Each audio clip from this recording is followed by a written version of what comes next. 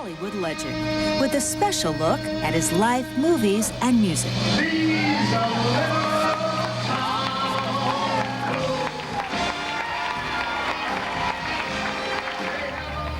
Hi everyone, I'm Jim Moret. And I'm Lauren Sidney. We are live in Cannes, France, where it should be a happy time. But from the Riviera to Hollywood, the entertainment community was rocked with the news that the legendary Frank Sinatra had passed away. We have a very special one-hour version of Showbiz today, an hour devoted entirely to the life and times of an actor, singer, and cultural force, the likes of which America and the world will probably never see again. We will have reaction to the death of Frank Sinatra, but first let's go to Ron Tank in our Hollywood studio.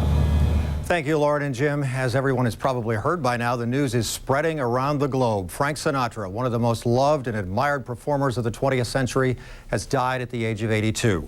He passed away of a heart attack Thursday night in Los Angeles with his family reportedly at his side. A family spokeswoman says there will be a private funeral. Now, let's go to Michael Oku in New York. Hi, Ron. He has been called the greatest popular singer of all time. And with over 100 million albums sold, nearly everyone has at least one Sinatra LP or CD in their collection. But this man of humble origins would see his name celebrated in other ways, as a star of motion pictures and as a focus of public fascination. Bill Tush reports on the life of Frank Sinatra. The fame began on tours with Harry James and Tommy Dorsey, but the legend began at New York's Paramount Theater in 1942. I'll walk alone, they'll ask me why, and I'll tell them I'd rather. Frank Sinatra's singing style, influenced by his idol, crooner Bing Crosby, catapulted Sinatra to the top of the music world. Teenage girls swooned at the mention of his name and to the sound of early hits like Night and Day. It wasn't too long before this cultural icon took his act to Hollywood in the 1940s with such films as Anchors Aweigh and On the Town. In the 50s, he scored in The Man with the Golden Arm, made his mark in high society, and rolled the dice with Marlon Brando in Guys and Dolls. I cannot believe that a #1 businessman like you could let himself go and fall in love with his own fiancée. All right, so Adelaide is my weakness. Thought that acting is play acting like we did when we were kids, but this was, but suddenly you're grown up and it's for real. And then you become immersed in what you're playing, too. You also, I made myself think that I was really that guy on any film I did, comedy or whatever it might have been. Sinatra endured a number of shakeups in the early 50s, a highly publicized divorce from wife Nancy, a whirlwind affair that led to marriage and divorce from actress Ava Gardner, and a case of severely damaged vocal cords. The net result, his agency, MCA, dropped him. But the skinny kid from Hoboken bounced back, begging Columbia Pictures for a role in From Here to Eternity. His performance earned him an Academy Award. A decade later, his role in The Manchurian Candidate earned him critical acclaim. Well, take a look at this, kid. In the 1960s, Sinatra formed his own label, Reprise Records, and joined by his own Rat Pack, he showed that Las Vegas was also his kind of town. It's where he got hitched to actress Mia Farrow in a short-lived marriage. In 1976, he married Barbara Marx, his fourth wife. The next 20 years, Sinatra's legend grew as he continued to act, perform, and record the only way he knew how.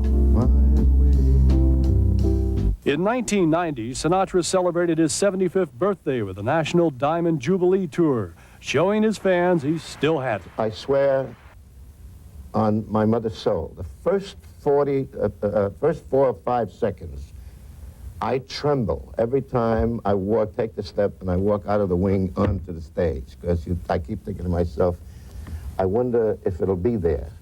When I go for the first sounds that I have to make, will it be there? I have said to myself, this affair never gonna go so well. As for recording, his duets album paired Sinatra with such younger singers as U2's Bono and was an instant hit. At the 1994 Grammy Awards in New York, Sinatra was honored for a lifetime of musical accomplishments with the prestigious Legend Award. And while there was controversy over his acceptance speech being cut off by a commercial, Sinatra simply turned the other cheek and got ready for his next series of performances. 4 days later in Richmond, Virginia, the 78-year-old singer passed out on stage after becoming overheated. After undergoing tests, Sinatra was released from a Virginia hospital hours after being admitted. The incident did, however, effectively mark the end of his days as a performer. In 1995, a concert at Carnegie Hall paid tribute to the songs of Sinatra with performances from Vic Damone and Michael Feinstein.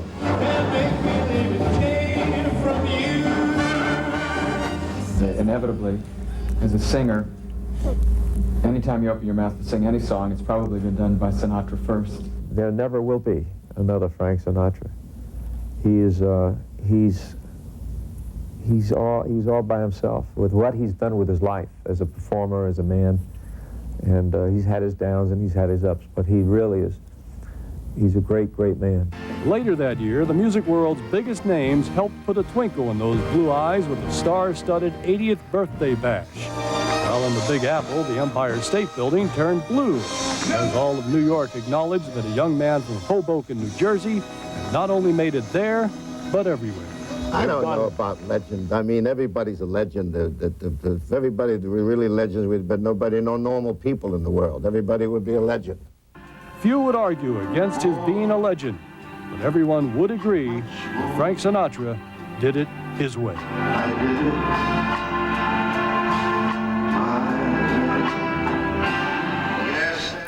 The international media has gathered outside Sinatra's home in Beverly Hills, among them CNN's Greg Lamont. Greg, what's going on there now? Well, there's been a light but steady stream of well-wishers and friends visiting Frank Sinatra's estate here in Beverly Hills today. As you would imagine, there is also a crush of media in the neighborhood, along with police who've been directing traffic. In fact, the closest parking spot in this area is probably about 5 blocks away. Early this afternoon, Frank Sinatra Jr. and we believe Sister Nancy arrived here at the estate. They are inside right now. Others who have visited have included Edie Gourmet and Steve Lawrence, entertainer Jerry Vale, Hollywood producer George Schlatter, and Catholic Cardinal Roger Mahoney. Now, the family has asked, in lieu of flowers being sent, that donations be sent to Barbara Sinatra's Children's Center in Rancho Mirage, California. However, that has not stopped flowers from arriving here in Beverly Hills. Well-wishers have been arriving, placing flowers on the front gate of the Sinatra estate. The mood among the well-wishers is not necessarily one of deep sadness. Keep in mind, it's been fairly well known that Frank Sinatra's health has been fairly poor over the last couple of years. The mood here seems to be one of a celebration of this man's extraordinary life. Showbiz Today will be back right after this.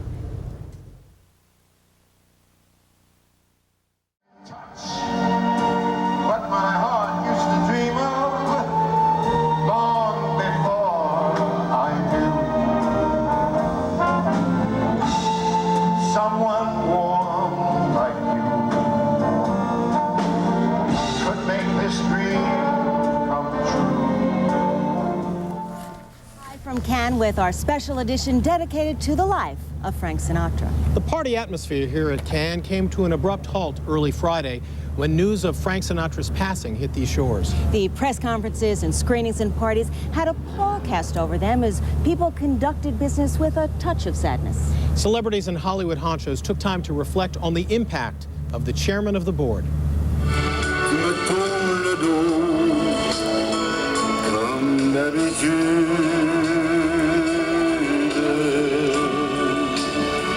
The film world's biggest showplace remembered one of the world's biggest showmen, unofficially and officially.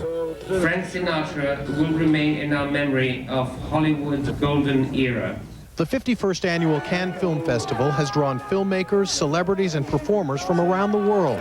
The business of selling films was interrupted to pay tribute to Frank Sinatra, whose music and style crossed generations and international boundaries. For me, I mean, Frank Sinatra was you know, a great,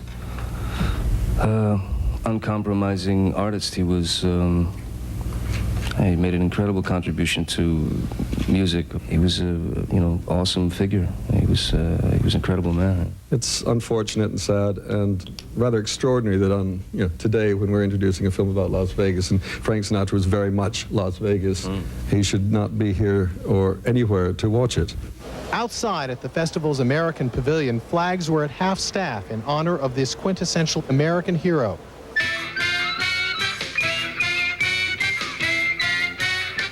Across the famed La Croisette, they celebrated an American film, Blues Brothers 2000. One of its legendary performers reflected on Sinatra's influence. I think Frank Sinatra was a Beatle all by himself. The Beatles changed the music of the rock and roll era. Frank Sinatra changed it long before that. Mira Sorvino was promoting her latest film, Lulu on the Bridge, and spoke of how Sinatra bridged cultures. Everybody enjoyed. He had a style, a humor, a wit, an elegance, beauty, and he was one of the best things that our century came up with artistically, and we're going to miss him terribly.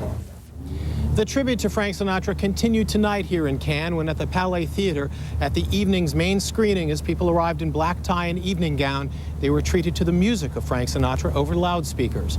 There's someone else here in Cannes who was also deeply affected by the passing of Frank Sinatra. Absolutely. John Travolta is here in Cannes right now promoting Primary Colors. And when he learned that Sinatra had died, it was particularly poignant for him because he told me that he was going to portray Sinatra in an upcoming Martin Scorsese film about the life of Dean Martin and the Rat Pack. John, as you know, you just heard the news today that the world lost a legend. What did Frank Sinatra, first the music, what did the music mean to you? Well, it meant a lot. I listen to Frank Sinatra probably every day, if I get to drive in my car, you know, or at the set. I think he was probably the greatest male singer we've ever had. And of course, Tony Bennett thinks so, and you know, he's my other favorite, but I think Frank Sinatra transcended, he was able to transport you into another state of mind instantly. And there's very few people that can do that. And I think Frank Sinatra was one of these rare talents, original guy. And it's a huge loss. Do you think the world will ever see the likes of another Frank Sinatra? It's hard to imagine that there could be, because if we, in the last 50 years of his entertaining us, or more, 60, there hasn't been, you know, and I think that it's an amazing loss. And what about you as a musical performer? Did you ever try to emulate him, his phrasing? Well, he's famous for his phrasing, of course, but actually next year I'm hoping to be him in a movie, you know, with Martin Scorsese directing, and maybe I can bring some of the great memories back. Maybe we can have them again through my transforming another character, you know, but tremendous. He was such a romantic singer. Did it ever play a part in your romantic life? Oh, definitely. I mean, I don't know how to explain the phenomenon of Frank Sinatra. He hits like every note for me, meaning, I don't mean that literally. I mean the romantic thing, the hopeful, the hope of life, the inspiration, taking you out of whatever mood you're in and putting you in another. You know, he's almost the definition of art. Is it hard for you to do press today, being that you have a heavy heart?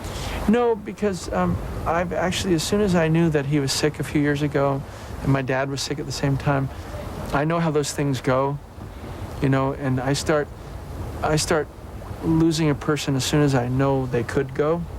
So for the last 3 years, and I saw him a couple of years ago, I kind of knew and anticipated the loss, you know, and 82 he's had a good, great life, and although I would have rather it be 92 for him, I think that he's given us more, he's exchanged with us in abundance. This guy left us with gold, as far as I'm concerned.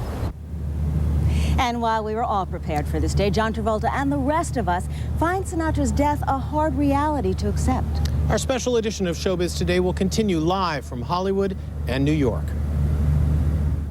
I remember how much he enjoyed life.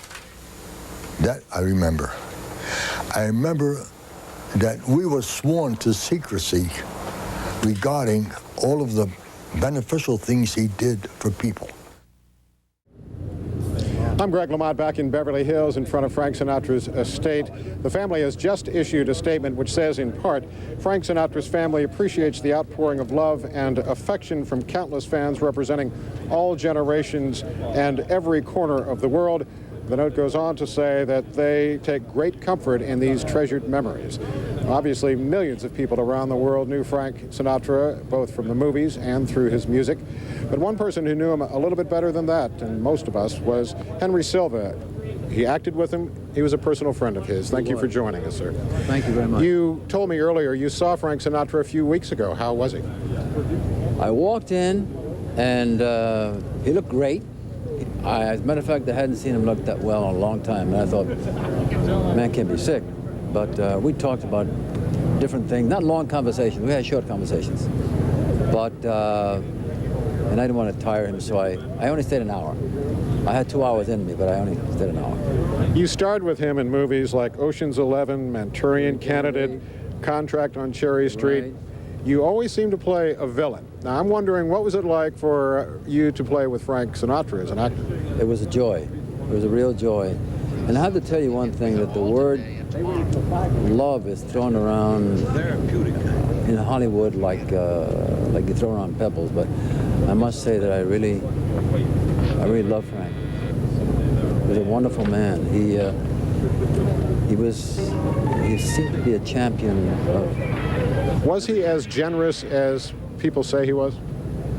We went down once to buy a newspaper, and there was a girl that was going to school, and he gave her for a newspaper $500. But people never hear about that.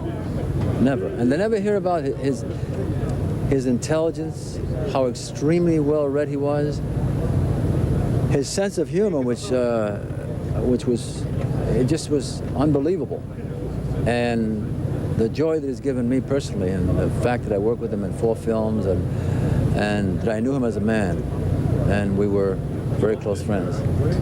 Henry Silva. Henry Silva, thank you very much. We'll have more Showbiz today, right after this. She'd never bother if someone she hated.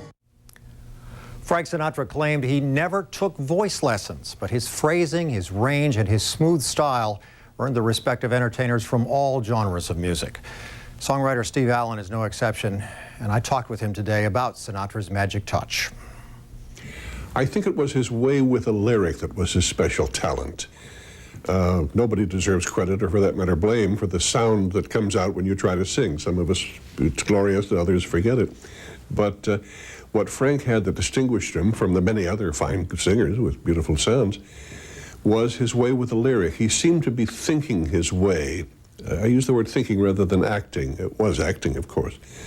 But it was so convincing, so natural to him, apparently, that he worked himself inside the lyric and really felt the message he was delivering. And on some of his classics, they tend to be songs with very strong lyrics, either from Ira Gershwin or Johnny Mercer or whoever. So that was his favorite material, in the sense that an English actor might prefer to work with Shakespeare.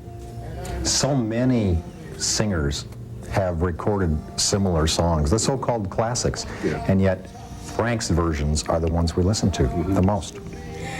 There are probably closer to 50 reasons accounting for Frank's success and long popularity, and we don't have time to deal with all of them. One of them was his choice of material, but as you say, many other singers have recorded the same material. Secondly, we've already specified his brilliant, insightful way of dealing with a lyric. It wasn't just a matter of clear enunciation, it was thoughtfulness. And he talked himself into the mood of the song and sold that mood to us. Then, too, his personal life was undoubtedly part of it. He was a colorful character. Certainly, some singers are marvelous singers, but not that interesting backstage. He was always interesting, at the very least. And a lot of the events of his life, which were, of course, construed by him as very unhappy, sometimes even tragic episodes, put him on the front pages of the magazines and both the scandal magazines and the fan magazines. So that too doesn't hurt if you're talking about your ultimate popularity. Sometimes the stock would go low. We're all like in the stock market, all entertainers are. Sometimes your stock will be high, other times you'll be just as good as you were 3 years ago, but your stock will be low. So Frank too went through that, as we all do. But he emerged triumphant, and if you had to put it all in one sentence, he was just the best. If someone she hates, that's why the lady. A steady stream of mourners has descended upon Frank Sinatra's residence in Beverly Hills throughout the day. They include many of his fellow entertainers who could appreciate better than anyone else the extent of his talent. Gloria Hillard talked with Sinatra's biggest admirers. The world woke up to the news of Frank Sinatra's death, and in Beverly Hills, outside his home, the media gathered before dawn. Friends stopped by, and for fans, flowers were a way of saying goodbye. For fans and friends, this day was a sharing of memories and sorrow. I thought I was dreaming when they said he had passed. But I think something in my heart said, let him go, let him go. He's done all he wanted to do, all he could do, and you've had him. Just carry him in your heart, because I tell you, he did it his way. From singer Barbra Streisand. He was the epitome of what singing is all about: beautiful sounds, smooth as silk, effortless, impeccable phrasing, stylish, intelligent, and full of heart. And from his friend, Tony Bennett. One of Sinatra's favorite toasts to make with glass in hand was, "May you live to be 100, and may the last voice you hear be mine. The master is gone, but his voice will live forever." Singer Michael Jackson said Sinatra's death touched him deeply. All my love to you, Frank. I love you. Ann Jeffries was a longtime friend and starred with Sinatra in the 1944 film Step Lively. He was fun. He was very professional. I just loved working with him, you know. How can you say goodbye to someone like that? We have all of his music to remember him by, and he'll last forever. Singer Tommy Sands was married to Nancy Sinatra from 1960 to 1965. He remembers his former father-in-law this way. He was always the gentlest and the nicest man to me, and I will miss him immensely. I'll never find the song to tell me. Chuck Southcutt of radio station KJIL in Los Angeles began his morning with the music of the man he admired since he was 15. Will be my song. There aren't just a few. I think there are many, many that he touched right to the core, because no one phrased the way he did, and no one could give meaning and depth to a lyric the way Frank Sinatra could. And no one felt those romantic lyrics more deeply than Barbra Sinatra. He talked with her a year ago and asked her about her favorite song. Well, it's hard for me to pick, but my favorite one, I think, that he does is "You Are My Music." Do you have that? Yes. I felt like he was singing that to me. You will be my music. These lyrics hauntingly linger this day. And I'll be lost and trying for songs I'll never sing. Gloria Hillard, CNN Entertainment News, Los Angeles. Frank Sinatra's first serious job was as a cub reporter for a New Jersey newspaper. Ironically, he became the story others chased in later years as public fascination grew over his turbulent personal life. Joe Brook reports on Sinatra, the legend. You've either got or you haven't got stars. Few would doubt that Frank Sinatra had a special singing style, but he also possessed great personal style. No one knew how to have fun like Sinatra. His cigarettes were lit by the most elegant lighters. He didn't just drink. He carried his own liquor supply and private jets in case he was in a country that didn't have Jack Daniels. And he was a tailor's best customer. Always meticulous, always the finest fabrics. He never wore brown after dark, for instance. Men who wore brown after dark would be dressed down by him. He'd take them aside and say, "What are you doing? You wear black or you wear dark gray, or maybe navy, but that's it." I walk alone. Sinatra could sing about pain and loss and never seem unmasculine in the process. Men loved him, so did women. Since he was known as a world-class ladies' man, Bill Zamey asked him, "What should no man do in the presence of a woman? Yawn." That speaks well to his attentiveness. He had laser beam focus with women. He could draw women in. This attention to detail also caught the attention of the most glamorous women of the times. And of course, there was Ava Gardner.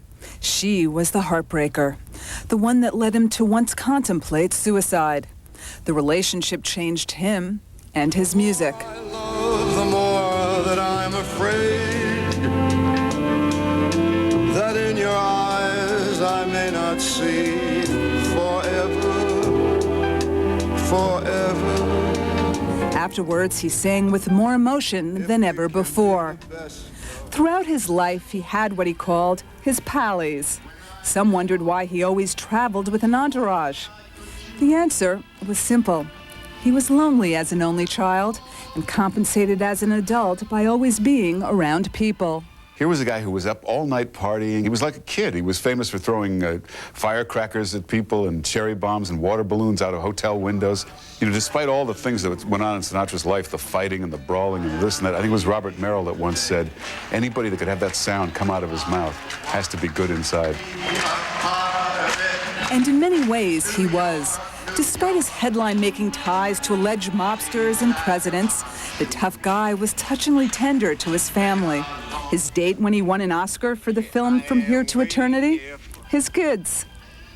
Frank's parenting advice included hug your kids often and show up for the important moments. He not only performed at my grad night, he brought Keely Smith and the whole Nelson Riddle Orchestra and paid for it. Then there was his loyalty, which never had a statute of limitations. It didn't matter that he was divorced from Mia Farrow for 25 years.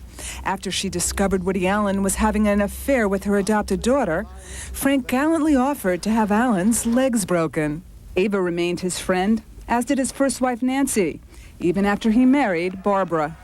Nor did he dump some very controversial friends. Sinatra believed that a real man took care of his friends, his family, and anyone who was taken advantage of. He's a great friend.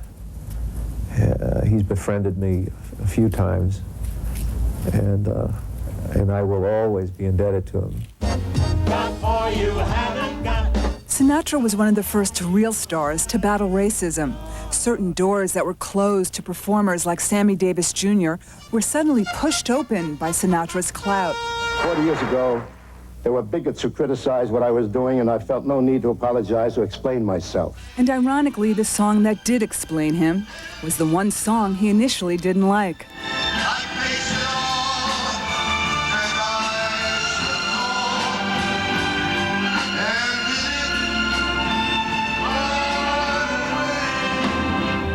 He felt My Way focused too much attention on him. That was his way, especially when it came to charity. He'd read in the newspaper that a church needed a new steeple, and suddenly the steeple would be delivered, and the church would never know who sent it. The man had more grace than any celebrity we have in our time. Isn't that odd? I mean, yet he's thought to be a bully, and yet the most graceful bully you'll ever know. What a world, what a life I'm in now. There's no secret that Sinatra will be one of the few performers whose artistry will be listened to and seen for generations to come. But hopefully history won't forget his offstage performances, which were often as memorable.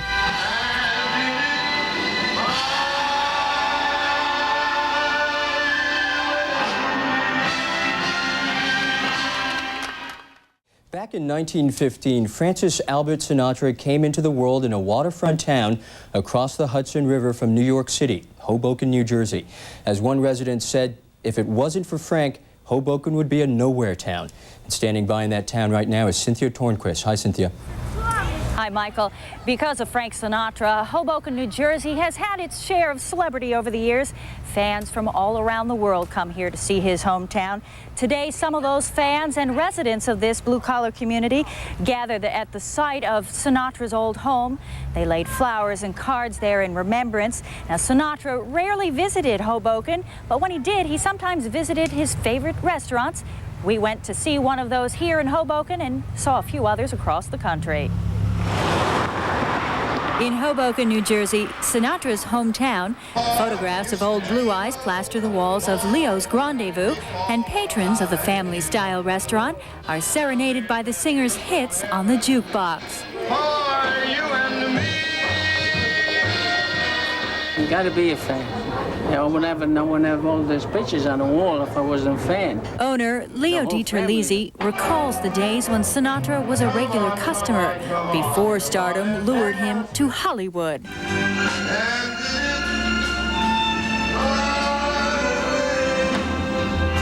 it can be any better guy than Sinatra. He was great. Sinatra's last visit to the restaurant was in 1985 when Stevens Institute awarded the singer an honorary degree. He's a little town road.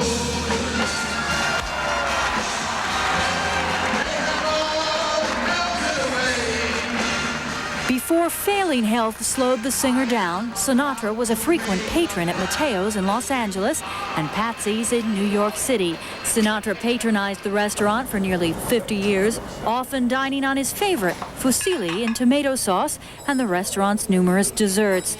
Most of the time, nobody even knew he was here. They knew that the room was petitioned off, and it could have been for Johnny Carson, it could have been for anybody. But 9 out of 10, it was all for Sinatra. Joe Scognamillo was 14 years old and working in his dad's restaurant when he first met Sinatra. He was a little skinny kid with some curly hair hanging down his face, big camel hair coat that tied up in a belt, and I was impressed with him. That image of Sinatra is what hangs over the bar at Patsy's. But what about all those other restaurants with pictures of the chairman of the board on the wall? Surely Frank Sinatra never ate here. That's my only disappointment in life, that he's never been here. And he's from heaven for you and me. Some of the restaurants that played Sinatra's music were silent today in honor to pay tribute to his death. Reporting live in Hoboken, New Jersey, I'm Cynthia Tornquist. Back to you, Michael. Thanks, Cynthia. Joining us now is People Magazine contributing editor Mitchell Fink. Hi, Mitchell. Hello, Michael. You know, when you talk to people, almost universally, they say that what set him apart from other greats was his voice. Just how special, how magical was that voice, or was it something else?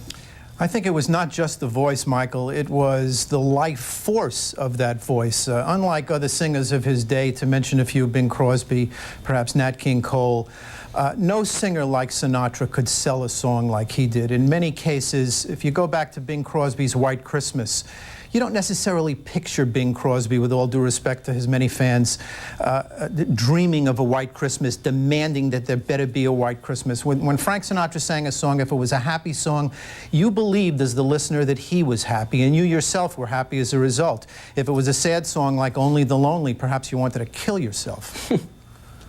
You know, this was a man who definitely had some rough edges.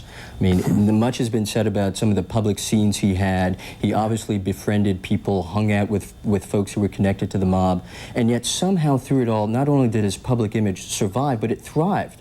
Just how was he able to do that? I think because when you start with the voice and you start with an emotional connection that people had to him that was very deep and very profound, then add to it a personality that was just so out there. He was so honest and so forthcoming about his art that people were attached to him in that way. You know, when you talk about connections to organized crime, you talk about a failed love affair. I mean, he lived the life that many of us would kill to live. If you look at Frank Sinatra and you say, this is the coolest guy that there has ever been. Now, if he was cool, he actually could empower people just by them hanging around with him, and they thought that they were cool, and all of a sudden people would perceive those people as cool. He was an institution. You know, we only have about 15 seconds, but this guy was a living legend. He must have known that. But yet it was very hard for him to talk about himself. Is that true? It was very hard. He was very humble. You know, when he came out on stage, he wasn't introduced. He came out to no introduction at all. I remember interviewing Frank Sinatra, and he talked about Tony Bennett, and he said that Tony Bennett was a saloon singer. Well, Frank in private told me that Tony Bennett is not a saloon singer, and he knew that Tony wasn't a saloon singer. He just couldn't call attention to himself as the only saloon singer. I mean, he was a very, very humble man. Thank you very much, Mitchell. Thanks, Mitchell Fink with People Magazine. Our special edition of Showbiz Today will be back right after this.